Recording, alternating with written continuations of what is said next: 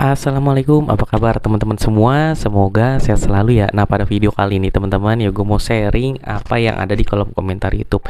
Sebelumnya gue ngucapin banyak terima kasih buat teman-teman yang udah selalu support channel ini dengan cara like, comment, dan subscribe. Karena berkat teman-teman semua, channel ini bisa bertahan sampai saat ini teman-teman. Ya, karena apa ya? Karena memang channel itu agak sulit direkomendasikan oleh YouTube ya, karena isinya tuh tentang luka semua sebelum-sebelumnya teman-teman. Nah, di sesi ini tuh gua akan bahas selang-seling ya konsultasi luka online. Apa yang ada di WA gua dan di kolom komentar YouTube akan gue bahas di sesi ini. Ya mungkin untuk sementara nih masih banyak yang dari YouTube dulu ya. Nanti kalau di YouTube pertanyaan udah habis, biasanya gua akan kita bahas apa orang sharing tuh di dalam WA gue teman-teman, itu seperti itu. Oke, pertanyaannya kali ini gini teman-teman.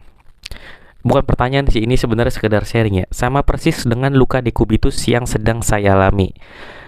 Luka dekubitus saya di atas belahan pantat sama di paha kiri, paha kanan, Bang. Waduh, ini agak banyak nih. Ya, di belakang, di paha kiri sama paha kanan. Ya, ini banyak banget masih yang kecolongan sama masalah dekubitus ini.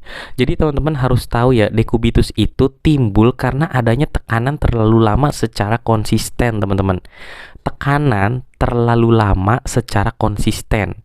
Ya, bisa 3 hari, 2 hari, 10 hari. Ya, maka di area tersebut pasti akan timbul luka.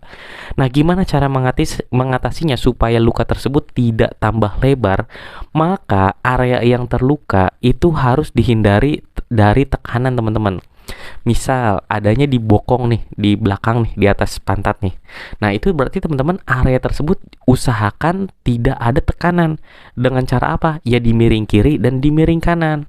Nah, ini kebanyakan kesalahan yang dilakukan oleh keluarga ya, orang awam ketika wah, ada luka nih, berarti harus dimiringin supaya lukanya gak tangan. Akhirnya dimiringin ke arah kiri, tapi nggak dibalik-balik teman-teman, di kiri terus.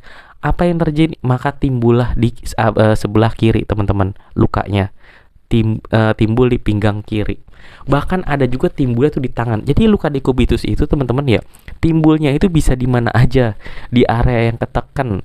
Ya kalau kuping ketekan kuping bisa lecet, bahu ketekan bahu bisa lecet, siku ketekan siku bisa lecet. Ya makanya ini perlu perhatian khusus. Nah, ada juga yang namanya kasur angin ya, atau enggak kasur anti dekubitus katanya. Kasur anti dekubitus atau enggak kasur angin ini juga bermanfaat ya teman-teman ya.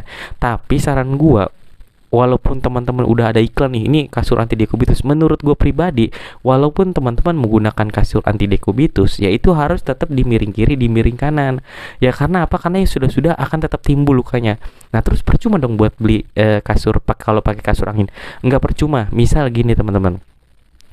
Ya, ada yang mengatakan miring kiri, miring kanan ya. Pokoknya 2 jam merubah, kecuali kalau ada lukanya mungkin 1 jam.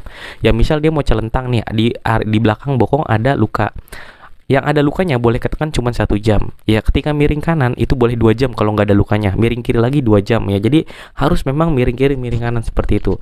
Nah, mungkin kalau ada kasur dekubitus ya, ini kan karena tekanan anginnya berkurang dan kasur itu tuh selalu mompa teman-teman, per 15 menit kempes, terus nanti ngompa lagi di area yang berbeda. Nah, itu juga bisa mengurangi tekanan ya. Jadi memang kasur dekubitus ini sangat berguna, tapi menurut gue pribadi itu harus tetap dimobilisasi kiri dan kanan teman-teman, karena ada beberapa yang timbul. Misalnya gini, tanpa kasur dekubitus area yang tertekan itu bisa jadi luka dalam waktu 2 hari, tapi ketika kita menggunakan kasur anti dekubitus mungkin luka tersebut timbul bisa 6 hari kemudian.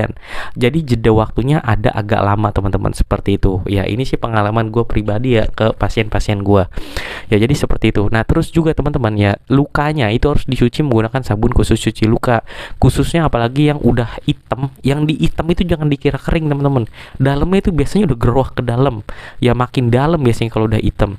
Ya kalau udah lecet ya udah, berarti kalau lecet ya udah teman-teman udah harus mikir tuh, wah ini nggak boleh ketekan nih ya, harus di perawatannya harus ekstra teman-teman, seperti itu.